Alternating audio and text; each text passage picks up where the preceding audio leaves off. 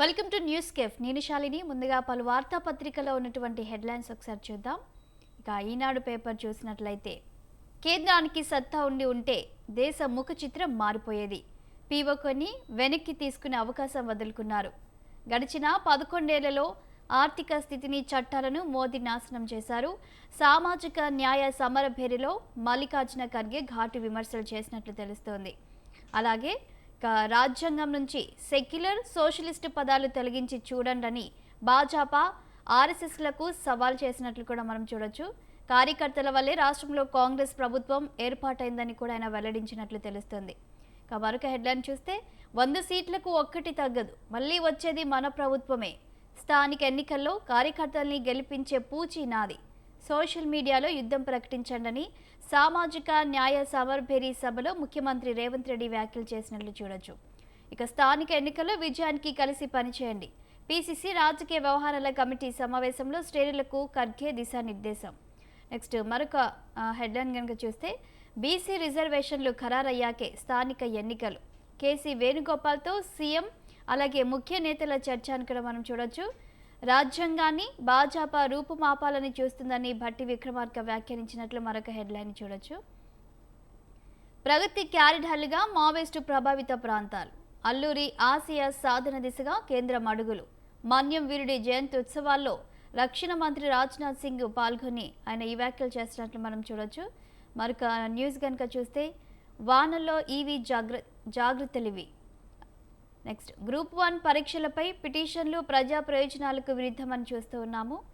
ఇక ఆంధ్రజ్యోతి పేపర్లో ఉన్నటువంటి హెడ్లైన్స్ కనుక చూసినట్లయితే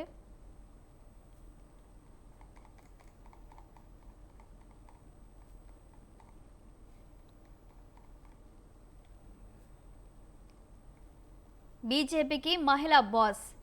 రేసులో నిర్మలా పురంధేశ్వరి, వనతి శ్రీనివాసన్. జాతీయ అధ్యక్ష పదవిని తొలిసారి మహిళకు అప్పగించే యోచన. దక్షిణాదిలో విస్తరణకు వ్యూహం అన్నట్లు చూస్తున్నాము. ఈ ప్రతిపాదనకు ఆర్ఎస్ఎస్ కూడా మద్దతు అన్నట్లు కూడా మనం చూడొచ్చు. బీసీలకు అన్యాయమే కాంగ్రెస్ సామాజిక న్యాయం అనే క్వశ్చన్ మార్క్ మనం ఇక్కడ చూస్తూ ఉన్నాము.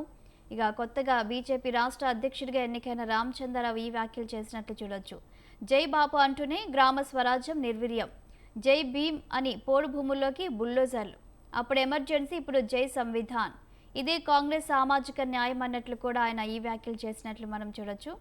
ఈడీ విచారణకు అల్లు అరవింద్. రామకృష్ణ టెలిట్రానిక్స్ కేసులో విచారించిన దర్యాప్తు సంస్థ 3 గంటలకు పైగా ప్రశ్నించిన అధికారులు. మరోమారు హాజరు కావాలని ఆదేశం. ఓ ఆస్తి కొనుగోలు అంశంలో ఈడీ పిలిచిందని అల్లు అరవింద్ చెప్పినట్లు మనం చూడొచ్చు. కాంగ్రెస్ వైఫల్యాలపై ప్రెస్ మీట్ పెడతా, రైతు సమస్యలు బనకచర్లపై వివరిస్తా అని ఇక యశోద హాస్పిటల్లో ఉన్నటువంటి మాజీ ముఖ్యమంత్రి కేసీఆర్ ఈ వ్యాఖ్యలు చేసినట్టు మనం చూడొచ్చు. 1-2 రోజుల్లో ఆసుపత్రి నుంచి బయటకు వస్తా పార్టీ నాయకులతో కేసీఆర్. ఆయన ఆరోగ్యం నిలకడగా ఉందని యశోద ఆసుపత్రి వర్గాలు వెల్లడించినట్లు కూడా మనం చూడొచ్చు. సింగరేణి మట్టి బంగారమే. ఓపెన్ కాస్ట్ మట్టిలో అరుదైన స్కాండియం, స్ట్రోంచియం. ఇవే కాకుండా మరో 14 రకాల అరుదైన మూలకాలు. మరిన్ని పరిశోధనలకు సిఎస్ఐఆర్తో ఒప్పందం అన్నట్లు కూడా మనం చూస్తూ ఉన్నాము. ఇక ఏపీ విషయానికి వస్తే కేంద్ర కొలువులపై ఎందుకీ అనాసక్తి. ఏటా వెలువడుతున్న నోటిఫికేషన్లు, ఆకర్షణీయ జీతాలు అయినా మొగ్గు చూపని తెలుగు రాష్ట్రాల యువత. ఉద్యోగ నియామక పరీక్షల్లో తెలుగులోనూ ప్రశ్నలు సద్వినియోగం చేసుకుంటే మేలు అని కూడా మనం ఇక్కడ ఒక హెడ్లైన్ అయితే చూడొచ్చు.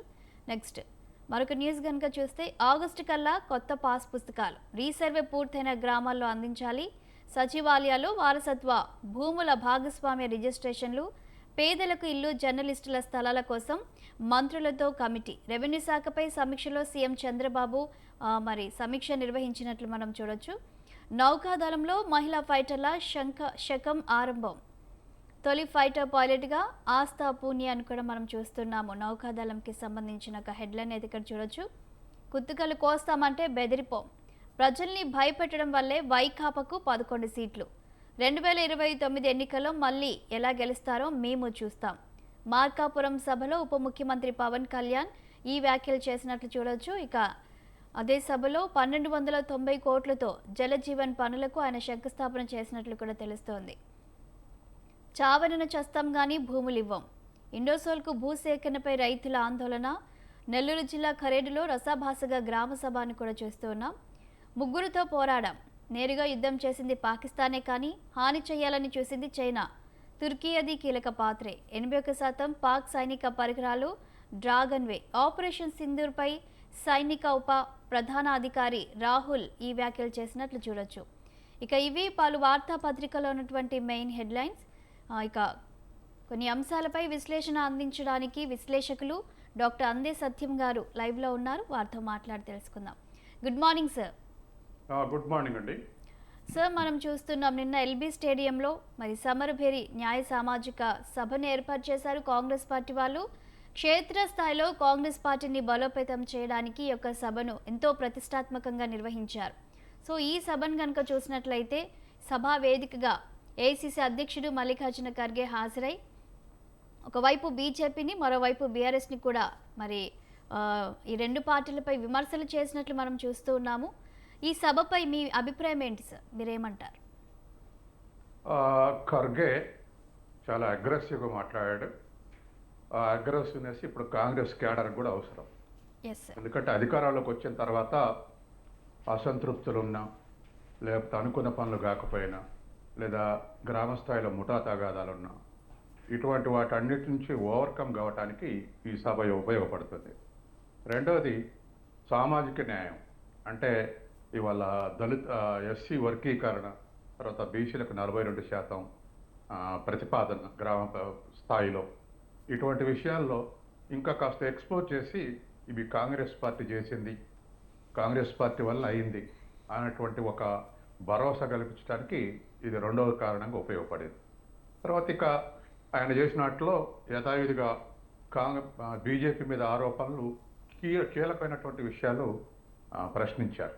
ఒకటి, రాజ్యాంగంలో ఎప్పటి నుంచో రాజ్యాంగం మారుస్తామంటున్నారు, 400 సీట్లు రాకనే మార్చలేదు. మా రాజ్యాంగంలో ఉన్నటువంటి సెక్యులర్ అండ్ డెమోక్రటిక్ ఈ పదాలు, సోషలిస్ట్ పదాలు తీసేయమని ఛాలెంజ్ చేశాడు. ఎందుకంటే దేశ ప్రజలు బాగా అలవాటు పడి ఉన్నారు వీటికి. తర్వాత రెండోది, ఏ పార్టీ ఏం మాట్లాడినా ఆ వైపే పనిచేయాల్సి వస్తుంది. సోషలిస్ట్ అంటే సమానత్వం కోసం, అవి ఇప్పుడు అనేకమైనటువంటి కన్సెషన్స్ కానీ, పాపులర్ స్కీమ్స్ కానీ, ఇవన్నీ దాంట్లోనే భాగం. అట్లాగే సెక్యులర్ అన్నప్పుడు మత సామరస్యం, మత సమానత్వం, ఇటువంటి విషయాలు ఉన్నాయి. కాబట్టి ఈ రెండింటిని తీసేయడం బీజేపీ వల్ల కాదు, ఇది ప్రజలు ఊరుకోరేటువంటి అర్థంలో నిన్న ఖర్గే ప్రశ్నించారు. అట్లాగే పాకిస్తాన్ మీద యుద్ధం, ఇందిరాగాంధీ పాకిస్తాన్ని 2 చేసి బలహీనపరిచింది, బంగ్లాదేశ్ పాకిస్తాన్గా.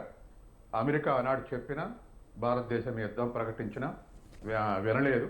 కానీ ఇవాళ యుద్ధం చేస్తా, తర్వాత పిఓకొని ఆక్రమిస్తాన్ని మొదలుపెట్టి అమెరికా ట్రంప్ ఫోన్ చేయగానే ఆపేసిండు.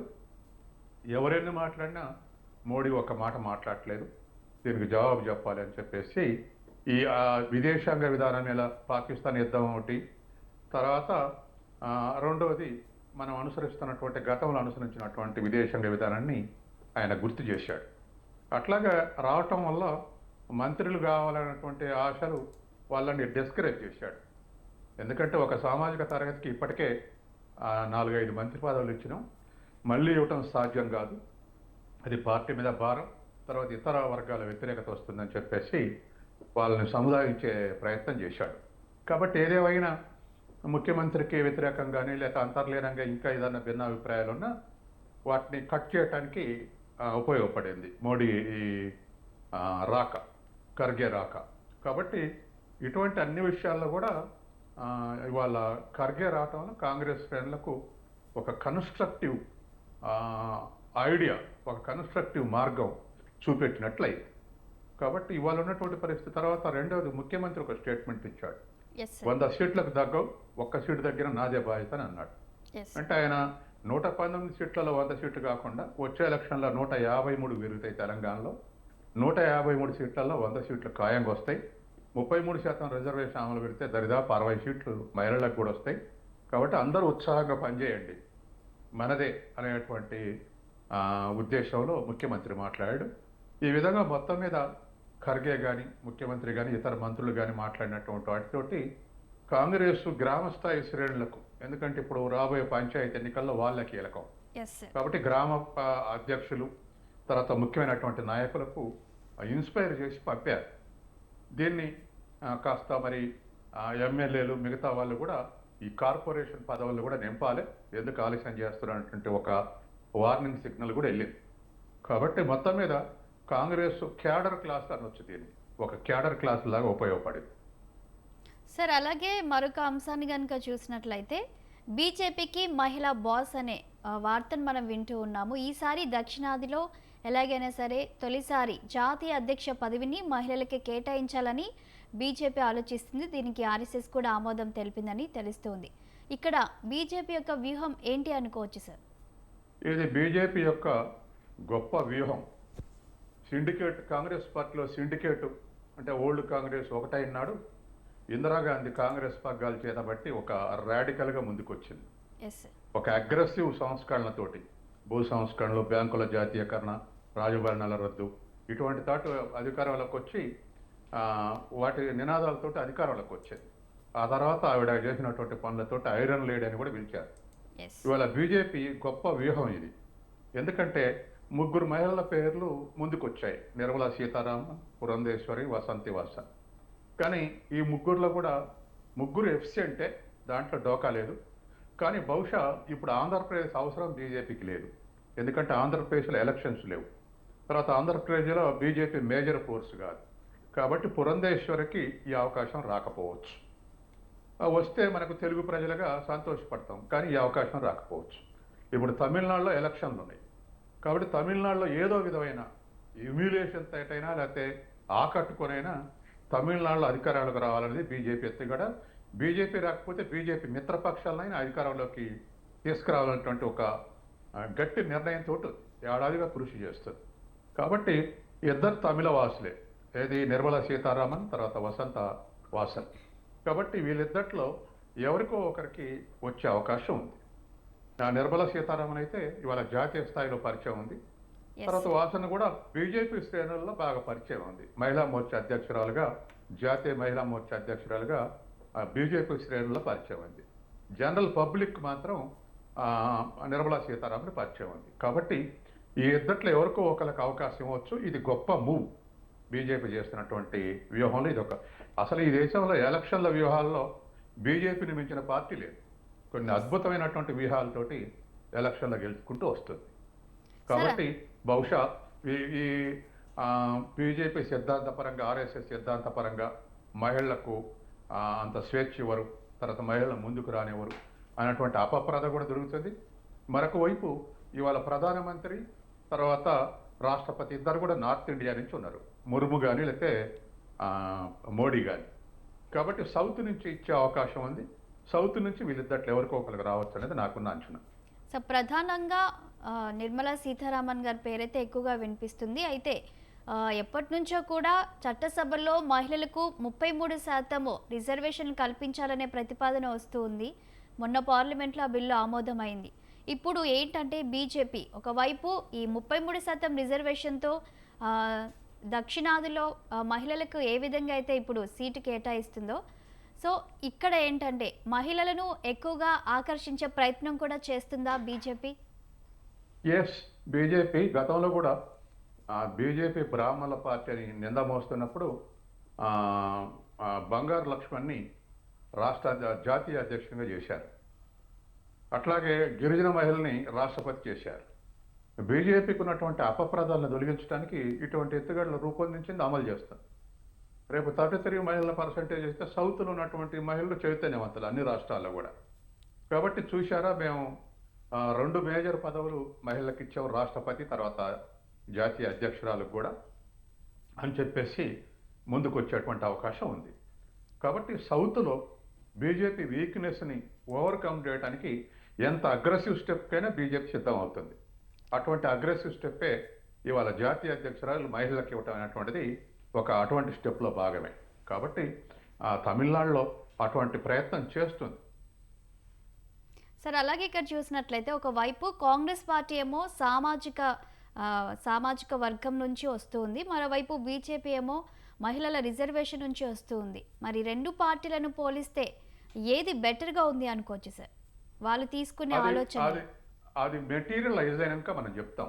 అంటే బీజేపీ జాతీయ అధ్యక్షురాలు మహిళలు పెడితే ఆ మహిళలు ఓటేసి అధికారంలో తీసుకొస్తారా వివిధ రాష్ట్రాల్లో రానున్న కాలంలో వెంటనే ఉన్నటువంటి తమిళనాడులోనే ఇంకో ఏడాదిలో కేరళ కూడా ఉన్నాయి ఎలక్షన్స్. కాబట్టి ఈ రెండు రాష్ట్రాల్లో మహిళలు షిఫ్ట్ అయ్యి బీజేపీని అధికారంలో తెస్తే బీజేపీ మూవ్ సక్సెస్ అయినట్టు. అట్లా కాదు, మొదటి నుంచి కూడా సౌత్లో దళితులు గిరిజనులు కాంగ్రెస్ వెనకాల ఉన్నారు. Yes. కాంగ్రెస్ వెనకాల లేకపోతే ఇతర సెక్యులర్ పార్టీ వెనకాల ఉన్నారు. కాబట్టి అది వర్కౌట్ కాంగ్రెస్కి అవుతుందా అనేది చూడాలి. ఎందుకంటే జనరల్గా తమిళనాడులో బ్రాహ్మణుల శ్రేణులేమో బీజేపీ తోటి ఉన్నాయి. దళిత తర్వాత వెనకబడినటువంటి దరిదాపు 85% తమిళనాడులో డిఎంకే, ఏఐడిఎంకే, కాంగ్రెస్, కమ్యూనిస్టులు వీళ్ళ వెనకాల ఉన్నారు. కాబట్టి వాళ్ళ నుంచి చీలిక తీసుకొస్తే ఆ చీలిక on the basis of women ఏమైనా సాధ్యమవుతుందో చూడాల్సిన అవసరం ఉంది. ఎందుకంటే ఇవాళ నిన్ననే అనౌన్స్ చేశారు, విజయ్ పార్టీ మేము వేరే ఎలక్షన్లో పోతాం, స్వతంత్ర ఎలక్షన్లో పోతాం, ముఖ్యమంత్రి విజయ్ అని డిక్లేర్ చేశారు నిన్న సాయంత్రం ఆ పార్టీ కూడా. కాబట్టి అదే మేరకు మెటీరియలైజ్ అవుతుంది. ముగ్గురు ఒకటైతే ఆంధ్రలాగా పవన్ కళ్యాణ్ బీజేపీ తర్వాత టీడీపీ ఏకమైనట్టుగా అక్కడ కూడా రెండు ఏఐడిఎంకే పార్టీలు బీజేపీ విజయ్ పార్టీ ఒకటైతే ఒక స్టిఫ్ కాంపిటీషన్ ఉంటుంది అనుకున్నాం. కానీ ఇప్పుడు విజయ్ వేరే అనౌన్స్ చేశాడు. కాబట్టి విజయ్ ఎవరి ఓట్లను తగ్గిస్తాడు, ఎంత తగ్గిస్తాడు అనేది సినిమా యాక్టర్లు మనం ఎక్స్పెక్ట్ చేయలేం. వాళ్ళు ఊరేగింపులు పోతే పెద్ద ఎత్తున జనం వస్తారు, కానీ ఓట్లు చూసే వరకు అంతగా మెటీరియలైజ్ కావు. మనం చిరంజీవి పార్టీ పెట్టినప్పుడు చూసినాం, పవన్ కళ్యాణ్ పెట్టినప్పుడు చూసాం. పొత్తుంటే తప్ప దానికి మెటీరియలైజ్ అయ్యే అవకాశం లేదు. కాబట్టి ఏ మేరకు ఎవరిని ఇన్ఫ్లుయెన్స్ చేస్తారనేది మనం ఎలక్షన్స్ తర్వాతనే ఒక అంచనా వేయగలం. రైట్ సార్, మరొక అంశాన్ని చూస్తే ఇక హైడ్రా విషయానికి వస్తే కనుక నీళ్లున్నాయని కూల్ చేసుకుంటూ పోతే సగం హైదరాబాద్ ఖాళీ అని ఇక హైడ్రాపై ఇప్పటికే హైకోర్టు కొన్ని అసంతృప్తి వ్యక్తం చేసినట్లు మనం చూస్తున్నాం సార్. నోటీసులు ఇవ్వకుండా కూల్చే అధికారం మీకు ఎక్కడిది అని హైకోర్టు ప్రశ్నిస్తూ ఉంది హైడ్రాని. దీనిపై మీరేమంటారు సార్? గత కొన్ని మంత్స్ నుంచి కూడా మనం చూస్తూ ఉన్నాము.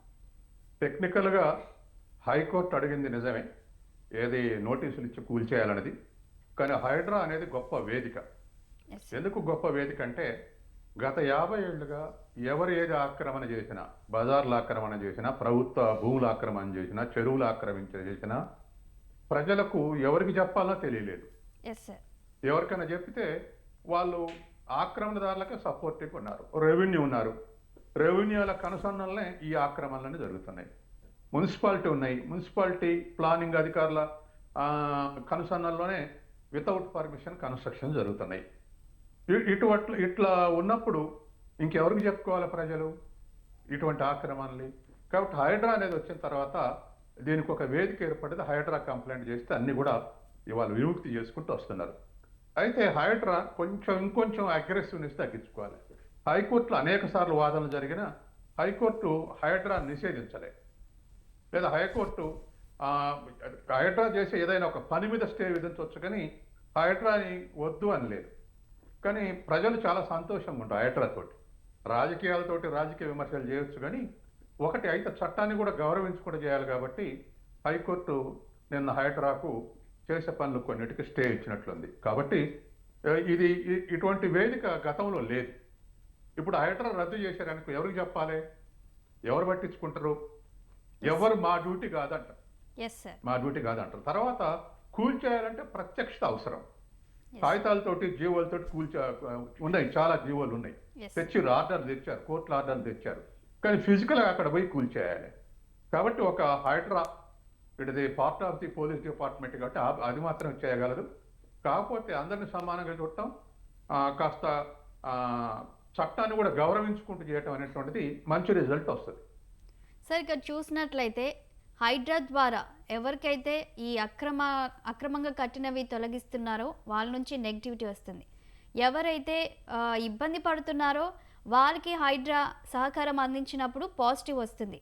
సో ఇక్కడ చూసినట్లయితే ఎవరైతే అక్రమంగా ఈ కట్టుకున్న వారి కూల్చేసినప్పుడు గతంలో అధికారులే వాళ్ళకి ఏమంటారు అగ్రిమెంట్ చేయడం అవన్నీ జరుగుతూ ఉంటాయి కదా.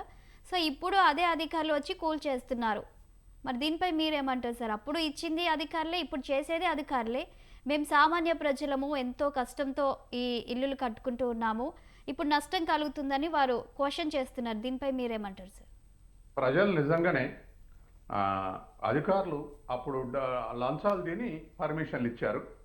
Yes sir. ఇప్పుడు లంచాలు తిన్నా అది ఆగదు అని తెలిసినప్పుడు వాళ్ళు వచ్చి కూల్ చేయాల్సి వస్తుంది.